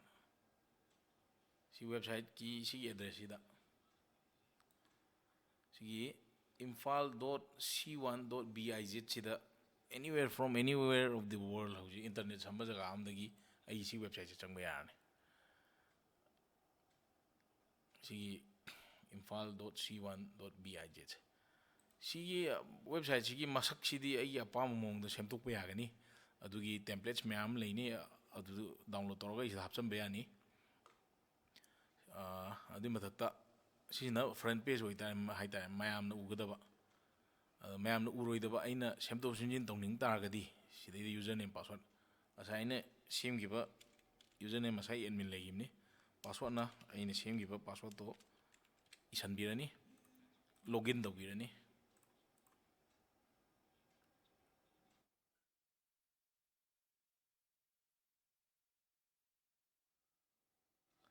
ꯂꯣꯒꯏꯟ ꯇꯧꯔ ꯃꯇꯨꯡꯗ ꯁꯤꯁꯤꯅ ꯕꯦꯛ ꯑꯦꯟ ꯍꯥꯏꯇꯥꯔꯦ ꯉꯁꯥꯏꯒꯤ ꯃꯅꯤꯡꯂꯣꯝꯗꯒꯤ ꯑꯩꯅ ꯃꯃꯥꯡꯂꯣꯝꯁꯦ ꯁꯤꯒꯤ ꯃꯃꯥꯡꯂꯣꯝꯁꯦ ꯁꯦꯝꯗꯣꯛ ꯁꯦꯝꯖꯤꯟ ꯇꯧꯕ ꯌꯥꯕ ꯖꯒꯥꯗꯨꯅꯤꯀꯣ ꯄꯔꯃꯤꯁꯟ ꯇꯨ ꯀꯂꯤꯛ ꯕꯦꯁꯤꯛ ꯃꯣꯏꯒꯤ ꯖꯨꯝꯂꯥꯒꯤ ꯃꯣꯏ ꯀꯥꯡꯕꯨꯅ ꯑꯩꯒꯤ ꯁ꯭ꯇꯦꯇꯤꯁꯇꯤꯛꯁ ꯈꯣꯝꯒꯠꯅꯕꯅꯤꯀꯣ ꯍꯟꯖꯟ ꯍꯟꯖꯟ ꯈꯣꯝꯒꯠꯀꯦꯔꯥ ꯑꯃꯨꯛꯇꯪ ꯈꯣꯝꯒꯠꯍꯟꯒꯦꯔꯥ ꯈꯣꯝꯒꯠꯍꯜꯂꯣꯏꯒꯦꯔꯥ ꯁꯞꯄꯣꯔꯠ ꯇꯧꯅꯤꯡꯉꯒꯗꯤ ꯑꯃꯨꯛꯇꯪ ꯈꯣꯝꯒꯠꯍꯜꯂꯅꯤ ꯁꯤꯗꯩꯁꯤꯗ ꯁꯤꯁꯇꯦꯝ ꯍꯥꯏꯕ ꯃꯦꯅꯨ ꯑꯃ ꯌꯥꯎꯔꯦ ꯌꯨꯖꯔꯁ ꯍꯥꯏꯕ ꯑꯃ ꯌꯥꯎꯔꯦ ꯃꯦꯅꯨ ꯍꯥꯏꯕ ꯑꯃ ꯌꯥꯎꯔꯦ ꯃꯦꯅꯨꯁ ꯀꯣꯟꯇꯦꯟ ꯀꯣꯝꯄꯣꯅꯦꯟ ꯑꯦꯛꯁꯇꯦꯟꯁꯟ ꯉꯁꯥꯏ ꯁꯤ ꯃꯁꯛꯁꯤ ꯊꯤꯅ ꯈꯟꯕꯤꯔꯝꯕ ꯌꯥꯏ ꯋꯦꯕꯁꯥꯏꯠꯄꯨ ꯁꯨꯃꯥꯏꯅ ꯃꯁꯛ ꯑꯣꯏꯅꯕ꯭ꯔꯥ ꯍꯧꯖꯤꯛꯇꯤ ꯑꯣꯏꯅꯗ꯭ꯔꯦꯅ ꯈꯜꯂꯝꯕꯅꯤꯀꯣ ꯑꯗꯨꯗꯣ ꯁꯦꯝꯗꯣꯛꯀꯦ ꯍꯥꯏꯔꯒꯗꯤ ꯁꯤ ꯑꯦꯛꯁꯇꯦꯟꯁꯟꯁꯦ ꯆꯪꯉꯒ ꯇꯦꯝꯄ꯭ꯂꯦꯠꯁ ꯍꯥꯏꯅ ꯃꯌꯥꯝ ꯌꯥꯎꯔꯦ ꯁꯤꯗꯩꯗ ꯀ꯭ꯂꯤꯛ ꯇꯧꯁꯟꯕꯤꯔꯣ ꯁꯤꯗꯩꯁꯤꯗ ꯃꯁꯥꯒꯤ ꯗꯤꯐꯣꯜ ꯍꯧꯖꯤꯛ ꯃꯈꯥꯗ ꯂꯩꯔꯤꯕꯁꯤ ꯁ꯭ꯇꯥꯔ ꯁꯤꯗ ꯁ꯭ꯇꯥꯔ ꯇꯧꯔ ꯂꯩꯁꯦ ꯁꯤ ꯁ꯭ꯇꯥꯔꯁꯤꯅ ꯃꯌꯥꯏꯁꯦ ꯍꯣꯏ ꯁꯤꯗꯅ ꯐꯨꯜꯂꯤꯀꯣ ꯁꯤ ꯐꯨꯜꯂ ꯂꯩꯔꯤꯕ ꯁ꯭ꯇꯥꯔꯁꯤ ꯁꯤꯒꯤ ꯀꯩꯅꯣꯅꯦ ꯁꯤ ꯗꯤꯐꯣꯜ ꯍꯧꯖꯤꯛ ꯑꯩꯈꯣꯏꯅ ꯎꯔꯤꯕꯗꯣ ꯁꯤꯒꯤ ꯇꯦꯝꯄ꯭ꯂꯦꯠꯁꯤꯅꯦ ꯑꯇꯣꯞꯄ ꯇꯦꯝꯄ꯭ꯂꯦꯠ ꯁꯤꯒꯤꯁꯦ ꯑꯣꯟꯊꯣꯛꯁꯤ ꯁꯤꯗ ꯃꯦꯠꯂꯀꯥꯟꯗ ꯁꯤ ꯑꯣꯟꯊꯣꯛꯈ꯭ꯔꯦ ꯉꯁꯥꯏꯒꯤꯗꯨꯅ ꯁꯤꯒꯤꯁꯤꯅꯦ ꯄ꯭ꯔꯣꯇꯣ ꯁ꯭ꯇꯥꯔ ꯍꯥꯏꯁꯦ ꯍꯧꯖꯤꯛꯀꯤꯁꯤꯅ ꯕꯤꯖ 3ꯁꯤꯗ ꯑꯣꯟꯊꯣꯛꯈ꯭ꯔꯦ ꯁꯤꯗꯩꯗ ꯃꯦꯠꯂꯒ ꯑꯩ ꯑꯣꯟꯊꯣꯛꯈ꯭ꯔꯦꯀꯣ ꯑꯩ ꯍꯣꯝꯁꯤꯗ ꯑꯃꯨꯛ ꯆꯪꯉꯒꯦ F5 ꯇꯧꯔꯒ ꯑꯩ ꯔꯤꯐ꯭ꯔꯦꯁ ꯇꯧꯊꯣꯔꯛꯀꯦ ꯃꯁꯛ ꯑꯣꯟꯈ꯭ꯔꯦ ꯁꯤꯁꯤꯅꯤ ꯗꯥꯏꯅꯥꯃꯤꯛ ꯍꯥꯏꯁꯦ ꯗꯥꯏꯅꯥꯃꯤꯛ ꯋꯦꯕꯁꯥꯏꯠ ꯍꯥꯏꯁꯦ ꯁꯤꯁꯤꯗ ꯑꯇꯣꯞꯄ ꯑꯩ ꯇꯦꯝꯄ꯭ꯂꯦꯠꯁ ꯍꯥꯞꯆꯟꯅꯤꯡꯉꯒꯗꯤ ꯑꯗꯨ ꯑꯩ ꯍꯥꯞꯆꯟꯕ ꯌꯥꯔꯅꯤꯀꯣ ꯑꯗꯨꯗꯤ ꯑꯗꯨꯝ ꯑꯣꯟꯂꯥꯏꯟꯗ ꯊꯤꯕꯤꯔꯣ ꯁꯤꯗꯩꯁꯤꯗ ꯀꯃꯥꯏꯅ ꯊꯤꯒꯗꯒꯦ ꯍꯥꯏꯔ ꯀꯥꯟꯗ ꯒꯨꯒꯜꯗ ꯆꯪꯕꯤꯔꯣ free Joomla template dama tholani sida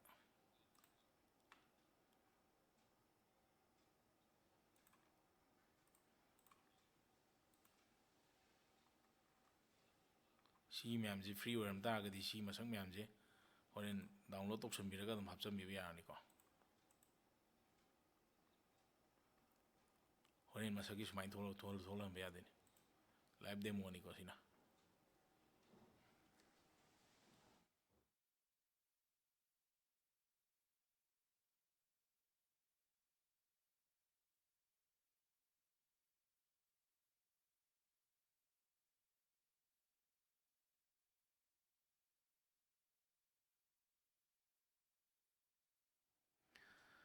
background gi statistics yengba yani adum adugi details me ama hapcham ai adum hajarake ano mina hangbi sigi template se adum download toksambiraga adum si download now taraga adum hapcham yani sima adum hapagi mongna asai sigi sida mod manage sang extension gi sida kitang zoom toksanjarake extension changa manage sang install taraga adum yani component sida sidagi mayam sida oh sorry module sidagi matung sida module ngasai sida module ne plugins ne templates ne module sina sidagi sida ne koi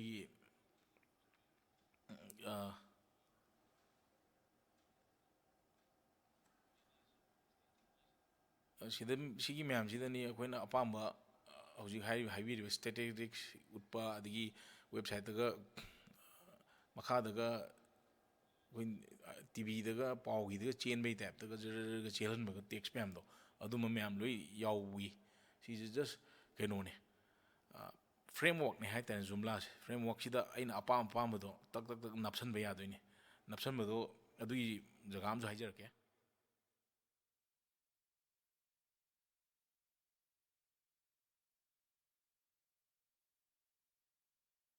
Joomla haina online da TV ro Google da aduga si tholkani Joomla content management joomla.org si joomla.org tholani sida changbiro sida changbira matung sida mathakta download extensions ene yawre ko sida loimak thengnabirane ai extension sida khalakke sida image rotate to honingba slide show tongningba everything somna khanbiri ma'am do hojiki habiri do background gi statistics back end gi statistics mi kyam yam changa I khole I yengba yana bagi ko legadra hane adu dum yawuni ko sida client sida ko ai hajarake security ki part yawre karai di yawni yawati user step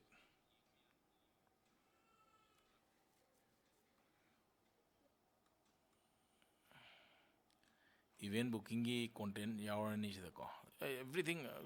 somna khalli me am dum ai pe lo ya namra lo yaramane extension image ki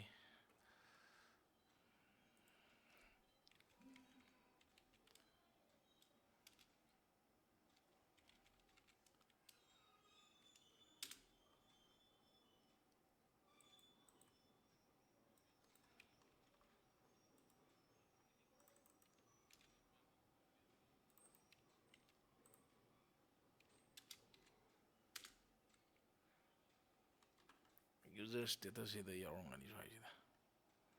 tika thibam darkar leni ko kari mi kyam login tawre mi kya visit tawre ai website sida loima yengba yani ko sima lene adigi sisina ngasai Joomla gi website da changbiro aduga my extension myam je thibiro sida extension sida pamba ngasai je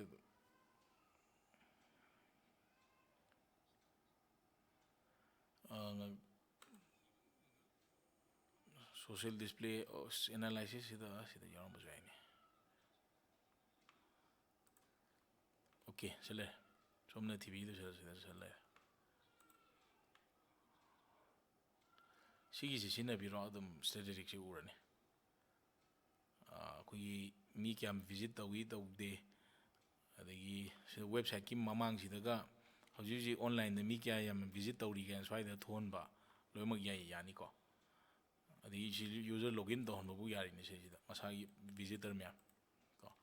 swagi content myam ji semto ke haragadi asai akoi back end do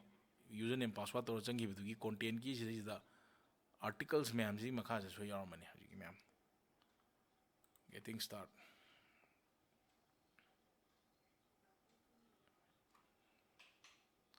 sai sida to what is a content management haije sida sai website ki sida yari what is a content management so si on toxic ko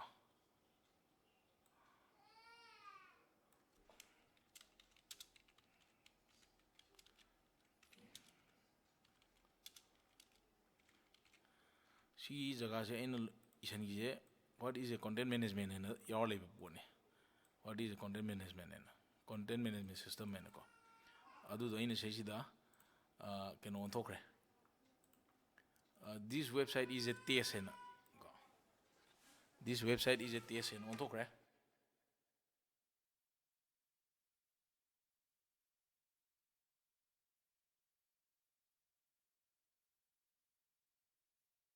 this website is a test hairaba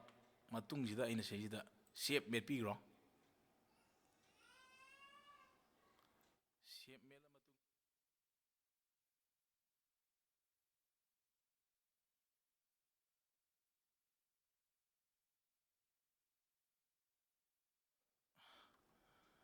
asagi do shape tor matung ina sigi mamangi page website se refresh to matam da this website is a test and on sisine so aina semtok jinjin tawning taragadi sigi mamai sida sida loi se sembe ane aina sida sida mamang sida menu hapchaninge si home gatang lei home matungda ise sida about us adagi suppose you office amagi ne harone office amagi di yam yaunari se organization chart adagi what's new ano no kai tori information map upload to khopa menu hapchaning taragadi adu ju dum yagani sida menu zen yari si je close option biro article ki jaga se adu se menu se changbiro all menus items se changbiro masai si mamang ki thuiba met pe aba content myam se sida lu yaule home do salere site setting template si manung da yarum gani ko si ja adu ine si manung da yawa sida access level le sona kanda ikidang uchagi access level si na public na uba home ji dang public na uni si public na home gatang uri si home gatang ui ko atoba menu ju yauri be sai registered user khatang uba your profile hajina register user khatang uni ba register user hidi kana ro kanda ai se someone register tawre adu matung na ma login tawra matung da sida menu among tholakani ba your profile en access level ni mang khoina semya du je mi ma register tok ta ga di mangon da si ohlu register tok ta ga di home ga tung ohlu en leba or someone super user were khalone super user ita di admin gangu je sina login tok ta di mamang lom dagi si myam ji uni sine so adu du na ngasai kai da semya ge kan da si user access level je da semya si yam tin chawba kano mani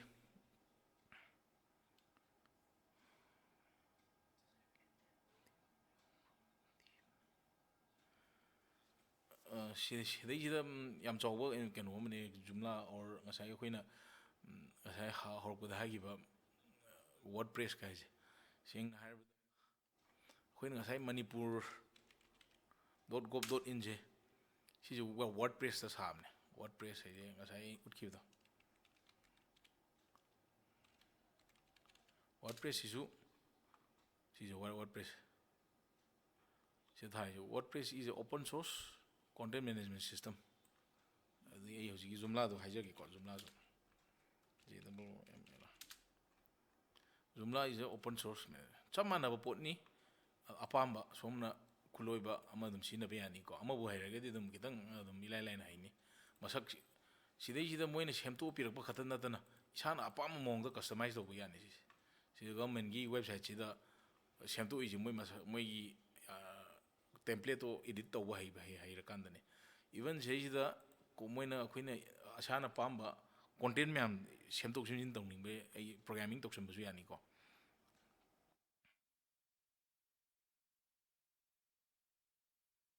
ꯁꯦ ꯑꯗꯣ ꯁꯤꯗꯩꯁꯤꯗ ꯑꯄꯥꯝꯕ menu ꯍꯥꯞꯆꯤꯟꯕ ꯌꯥꯔꯅꯤ about ꯑꯁ everything menu ꯃꯌꯥꯝ ꯍꯥꯞꯆꯤꯜꯂꯒ up two ꯁꯤꯐꯥꯎ ꯑꯗꯨꯝ ꯍꯥꯡꯗꯕ ꯌꯥꯔꯅꯤ ꯀꯣꯟꯇꯦꯟꯗꯤ ꯁꯤꯗꯩꯁꯤꯗ ꯑꯩꯅ ꯅꯧꯅ ꯑꯃꯨꯛ ꯍꯥꯞꯆꯟꯅꯤꯡ ꯇꯥꯔꯒꯗꯤ ꯖꯁ ꯃꯌꯥꯝꯒꯤ ꯈꯪꯅꯕ ꯑꯃ ꯍꯥꯞꯆꯜꯂꯁꯤꯀꯣ ꯑꯥꯔꯇꯤꯀꯜ ꯑꯃ ꯍꯥꯟꯅ ꯁꯦꯝꯕꯤꯔꯣ आर्टिकल से कमाई तौगे कंटेंट चंगमीरे चंगे आर्टिकल मेले एड न्यू आर्टिकल मेलानी सिजना मागी टाइटल से टेस है थमजरगे this is a test page of website Imphal सिजे सेव तौसनजरगे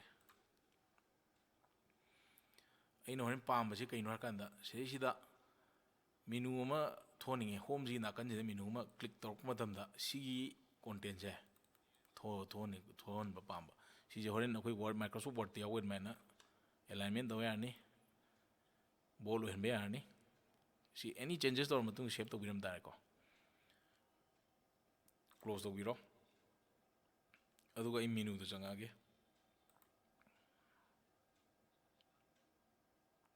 मेनू न्यू हापचलगे टेस्ट कौब मेनू हापचलगे सेव मनिंग हल्केको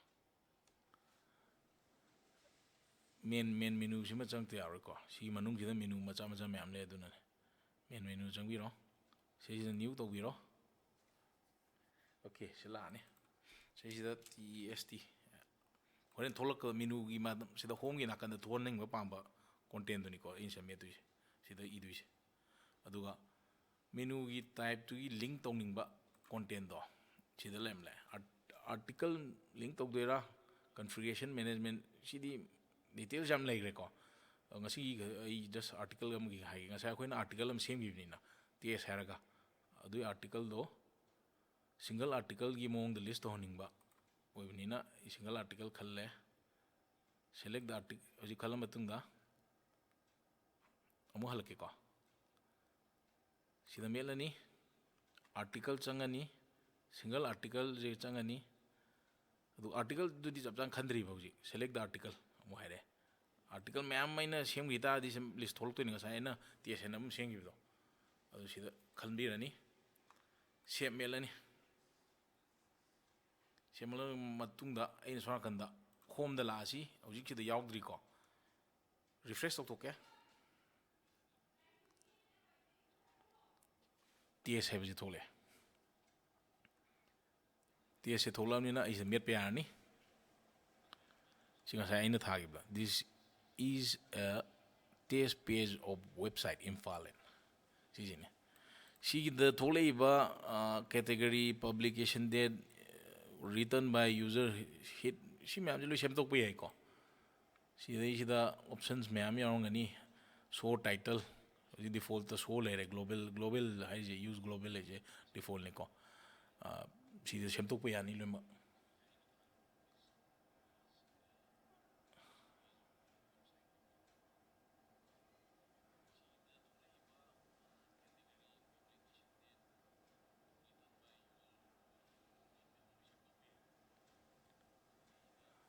सो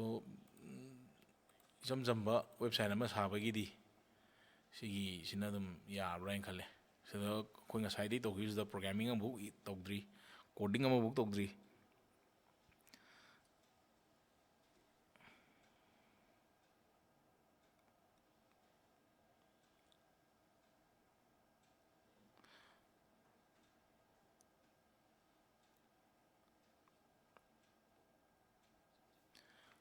सो कोडिंग विदाउट कोडिंग ꯋꯦꯕꯁꯥꯏꯠ ꯑꯃ ꯑꯩꯈꯣꯏ ꯍꯧꯖꯤꯛ ꯁꯥꯕ ꯂꯣꯏꯔꯦꯅ ꯍꯥꯏꯕ ꯌꯥꯔꯦ ꯁꯤꯒꯨꯝꯕ ꯀꯣꯟꯇꯦꯟꯒꯤ ꯐꯣꯇꯣ ꯀꯩꯀꯥ ꯃꯌꯥꯝꯁꯤꯗꯤ ꯑꯗꯨꯝ ꯁꯤꯗꯩꯁꯤꯗ ꯑꯗꯨꯝ ꯍꯥꯞꯆꯤꯟꯕꯤꯕ ꯌꯥꯅꯤ ꯇꯦꯁ ꯍꯥꯏꯔꯒ ꯁꯤ ꯉꯁꯥꯏꯒꯤ ꯑꯥꯔꯇꯤꯀꯜ ꯀꯣꯟꯇꯦꯟꯗ ꯂꯥꯛꯑꯅꯤ ꯁꯤꯅꯀꯣ ꯁꯤ ꯀ꯭ꯂꯣꯖ ꯇꯧꯁꯟꯕꯤꯔꯣ ꯀꯣꯟꯇꯦꯟꯗ ꯆꯪꯕꯤꯔꯛꯑꯣ ꯇꯦꯁ ꯆꯪꯕꯤꯔꯣ ꯁꯤ ꯉꯁꯥꯏ ꯑꯩꯈꯣꯏꯅ ꯁꯤ ꯊꯥꯈꯤꯕꯗꯨꯅꯤꯀꯣ ꯁꯤꯁꯤꯗ ꯏꯃꯦꯖ ꯍꯥꯞꯆꯟꯅꯤꯡ ꯇꯥꯔꯒꯗꯤ ꯁꯤꯗ ꯏꯃꯦꯖ ꯁꯦꯂꯦꯛ ꯇꯧ ꯌꯥꯔꯅꯤ ꯑꯣꯐ ꯏꯐ ꯁꯤꯗ ꯑꯩꯅ ꯌꯥꯎꯔꯝꯗ꯭ꯔꯦ ꯑꯗꯨ ꯑꯣꯏꯇꯥꯔꯗꯤ ꯁꯤꯗꯒꯤ ꯑꯞꯂꯣꯗ ꯇꯧ ꯌꯥꯔꯅꯤ ꯁꯄꯣꯁ ꯇꯦꯁꯇꯤꯡꯒꯤ ꯑꯣꯏꯅ ꯁꯤꯃ ꯑꯞꯂꯣꯗ ꯇꯧꯁꯤꯜꯂꯁꯤ ꯁ꯭ꯇꯥꯔꯠ ꯑꯞꯂꯣꯗ ꯑꯣꯀꯦ ꯍꯧꯖꯤꯛ ꯑꯞꯂꯣꯗ ꯇꯧꯔꯤ ꯄꯣꯠꯇꯨ ꯁꯤꯅꯤ ꯏꯟꯁꯔꯠ ꯇꯧꯔꯁꯤ ꯁꯦꯞ ꯇꯧꯔꯁꯤ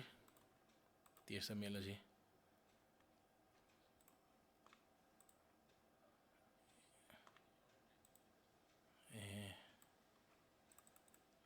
ꯉꯁꯥꯏꯗ ꯃꯅꯤꯡꯗ ꯑꯣꯏꯅ ꯍꯥꯞꯈ꯭ꯔꯦ ꯑꯗꯨꯅꯅꯤ ꯁꯤꯗꯤ ꯀꯩꯅꯣꯗꯩ ꯅꯠꯇ꯭ꯔꯗꯤ ꯊꯣꯛꯂꯛꯑꯔꯣꯏ ꯃꯃꯥꯡꯂꯣꯝꯗꯩ ꯍꯥꯏꯔꯛꯇ꯭ꯔꯗꯤ ꯊꯣꯛꯂꯛꯑꯔꯣꯏ ꯁꯤꯗ ꯗꯥꯏꯔꯦꯛ ꯍꯥꯞꯀꯗꯕꯅꯦ ꯁꯤꯗ ꯏꯟꯁꯔꯠ ꯇꯧꯔꯒ ꯃꯤꯗꯤꯌꯥ ꯇꯧꯇꯥ ꯏꯟꯁꯔꯠ ꯇꯧꯔꯒ ꯏꯃꯦꯖ ꯇꯧꯔꯒ ꯁꯤꯗꯩꯁꯤꯗ ꯁꯣꯔꯁ ꯍꯥꯏꯗꯤ ꯃꯥꯏ ꯌꯨ ꯑꯥꯔ ꯑꯦꯜꯗꯣ ꯑꯩ ꯀꯗꯥꯏꯗ ꯍꯣꯁ ꯇꯧꯒꯦꯗꯣ ꯑꯗꯨ ꯍꯥꯞꯄ ꯌꯥꯏ ꯁꯄꯣꯁ ꯏꯆꯝ ꯆꯝꯅ ꯍꯥꯏꯔꯕꯗ ꯒꯨꯒꯜꯁꯦ ꯇꯧꯔꯁꯤꯅꯦ ꯒꯨꯒꯜꯒꯤ ꯑꯁꯤ ꯊꯣꯛꯍꯟꯅꯤꯡꯉꯦ ꯁꯤ ꯀꯣꯄꯤ ꯇꯧꯁꯜꯂꯦ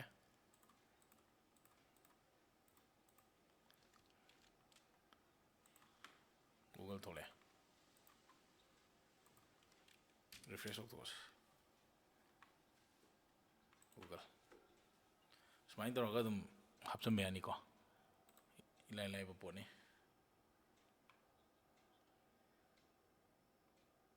ꯑꯣꯀꯦ ꯁꯤ ꯂꯩꯔꯦ ꯉꯁꯤꯒꯤ ꯑꯣꯏꯅꯗꯤ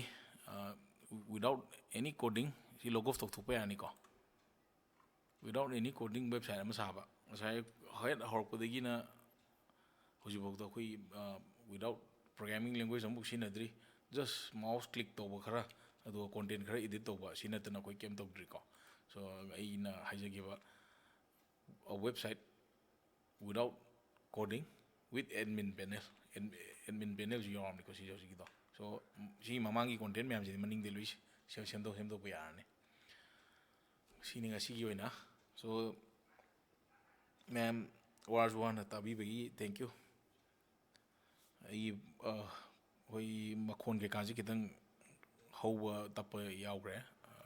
ꯋꯥꯔꯧꯕꯤꯗꯅꯕ ꯍꯥꯏꯖꯔꯤ ꯑꯇꯣꯞꯄ ꯈꯪꯅꯤꯡꯕ ꯂꯩꯔꯒꯁꯨ ꯑꯗꯨꯝ ꯍꯪꯕꯤꯔꯛꯄ ꯌꯥꯅꯤ ꯑꯣꯔ ꯑꯅꯧꯕ ꯀꯩ ꯚꯤꯗꯤꯑꯣ ꯇꯧꯁꯤꯒꯦ ꯑꯩꯈꯣꯏ ꯔꯁꯕꯦꯔꯤ ꯄꯥꯏꯒꯤꯗꯨꯗꯤ ꯈꯤꯇꯪ ꯈꯨꯠ ꯆꯪꯒꯅꯤ ꯍꯥꯏꯇꯥꯔꯦ ꯈꯨꯠꯄꯨꯗꯤ ꯆꯪꯒꯅꯤ ꯇꯣꯉꯥꯟꯅ ꯁꯨꯃꯥꯏꯅ ꯑꯣꯟꯂꯥꯏꯟꯗꯗꯤ ꯀꯩꯅꯣ ꯚꯤꯗꯤꯑꯣ ꯑꯣꯏꯅ ꯇꯣꯉꯥꯟꯅ ꯁꯦꯝꯗ ꯌꯥꯔꯔꯣꯏ ꯀꯩ ꯍꯥꯔꯗꯋꯦꯔꯁꯨ ꯌꯥꯎꯕꯅꯤꯅ ꯍꯥꯔꯗꯋꯦꯔ ꯁꯝꯕ ꯈꯣꯠꯄ ꯈꯔ ꯆꯪꯉꯦ ꯑꯗꯨꯅ ꯇꯣꯉꯥꯟꯅ ꯀꯦꯃꯦꯔꯥ ꯀꯩꯀꯥ ꯇꯧꯔꯒꯗꯤ ꯇꯧꯗꯗꯤ ꯌꯥꯔꯔꯣꯏ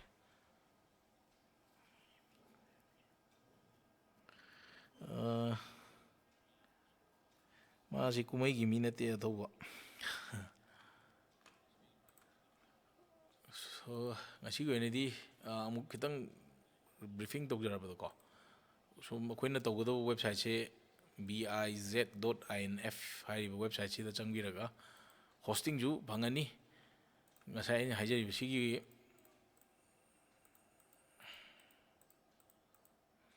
ꯁꯤꯒꯤ ꯋꯦꯕꯁꯥꯏꯠ ꯑꯁꯤ ꯁꯥꯔꯤꯕꯁꯤ ꯃꯣꯏꯅ ꯄꯩꯁꯥꯃꯨꯛ ꯆꯪꯉꯣꯏꯗꯣꯏꯅꯦ ꯑꯩꯈꯣꯏ ꯍꯧꯖꯤꯛ ꯇꯧꯔꯤꯁꯦ ꯏꯟꯇꯔꯅꯦꯠ ꯃꯉꯥꯏꯔꯦꯀꯣ ꯑꯩꯈꯣꯏꯅ ꯇꯧꯕꯗ ꯏꯟꯇꯔꯅꯦꯠ ꯃꯉꯥꯏꯔꯦ ꯑꯩꯈꯣꯏ ꯂꯣꯏꯔꯕꯗ ꯐꯤ ꯗꯣꯃꯦꯟꯁꯨ ꯐ꯭ꯔꯤꯗ ꯐꯪꯉꯦ ꯍꯣꯁꯇꯤꯡ ꯑꯦꯔꯤꯌꯥꯁꯨ ꯐ꯭ꯔꯤꯗꯅꯤ ꯐꯪꯉꯤꯁꯦ ꯁꯣ ꯏꯁꯥꯒꯤ ꯋꯦꯕꯁꯥꯏꯠ ꯑꯣꯏꯒꯦꯔꯥ ꯃꯤꯒꯤ ꯋꯦꯕꯁꯥꯏꯠ ꯁꯥꯕꯤꯒꯦꯔꯥ ꯈꯤꯇꯪ ꯂꯦꯕꯔ ꯈꯤꯇꯪ ꯊꯥꯗꯕꯤꯔꯒ ꯑꯩꯈꯣꯏ ꯉꯁꯥꯏ ꯄꯨꯡ ꯑꯃꯃꯨꯛꯇꯪꯁꯤꯗ ꯁꯤ ꯈꯔ ꯈꯪꯉꯕꯅꯤꯅ ꯅꯨꯃꯤꯠ ꯍꯞꯇꯥ ꯑꯃꯨꯛꯀ ꯊꯥꯗꯕꯤꯔꯒꯗꯤ ꯖꯨꯝꯂꯥꯁꯦ ꯂꯣꯏ ꯈꯪꯒꯗꯧ ꯃꯥꯜꯂꯦ ꯑꯗꯨꯒ ꯑꯗꯨꯝ ꯇ꯭ꯌꯨꯇꯣꯔꯤꯌꯦꯜ ꯈꯔ ꯄꯥꯕꯤꯔꯣ ꯁꯤ ꯖꯨꯝꯂꯥꯒꯤ ꯋꯦꯕꯁꯥꯏꯠ ꯆꯪꯕꯤꯔꯣ ꯖꯨꯝꯂꯥꯒꯤ ꯋꯦꯕꯁꯥꯏꯠ ꯖꯨꯝꯂꯥꯒꯤ ꯁꯣꯔꯤ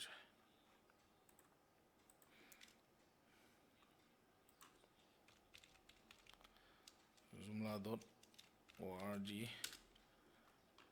ꯁꯤꯗ ꯆꯪꯕꯤꯔꯣ ꯑꯗꯨꯒ ꯑꯦꯚ꯭ꯔꯤꯊꯤꯡ ꯃꯥꯒꯤ ꯇ꯭ꯌꯨꯇꯣꯔꯤꯌꯦꯜꯁꯨ ꯐꯪꯉꯅꯤ ꯀꯣꯟꯇꯦꯟ ꯃꯥꯒꯤ ꯑꯦꯛꯁꯇꯦꯟꯁꯟ ꯃꯌꯥꯝ ꯑꯃ ꯁ꯭ꯇꯦꯇꯤꯁꯇꯤꯛꯁ ꯌꯦꯡꯕ ꯌꯥꯅꯤ ꯑꯩꯒꯤ ꯚꯤꯖꯤꯇꯔ ꯀꯌꯥꯅꯣ ꯑꯗꯒꯤ ꯀꯩ ꯍꯥꯏꯅꯤ ꯄꯣꯞ ꯑꯞ ꯑꯥꯏ ꯐ꯭ꯔꯦꯝꯒ ꯊꯣꯛꯂꯛꯄ ꯌꯥꯕ ꯑꯗꯒꯤ ꯁꯦꯡꯅ ꯍꯥꯏꯔꯀꯥꯟꯗ ꯑꯩꯈꯣꯏꯒꯤ malang.net.in gi sigi website sisu jumla da sabani sigi website sisu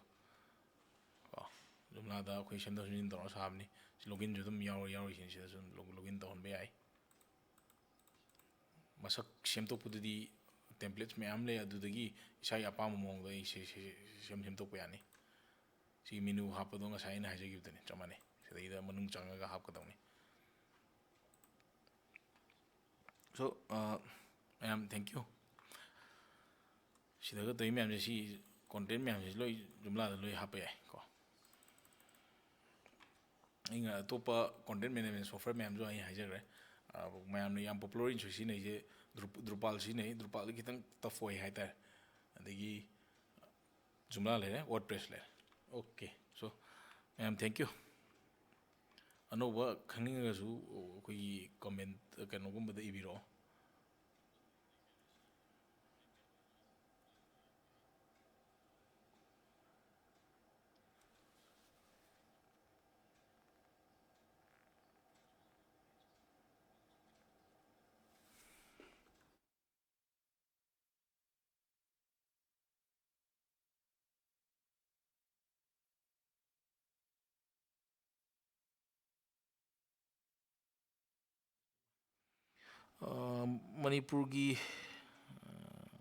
Manipurgi private company singje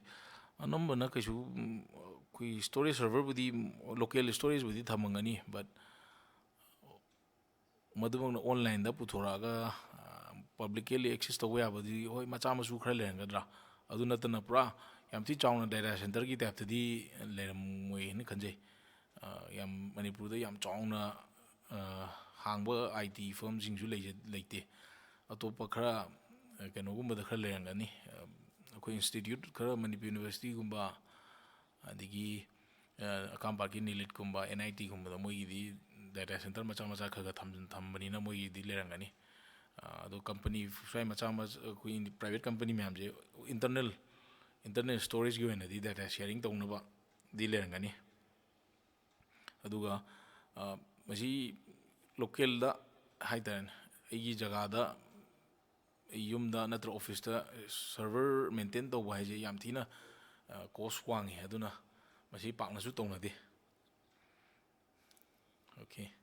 so masi hajaraga loisan jaragi ngasi thank you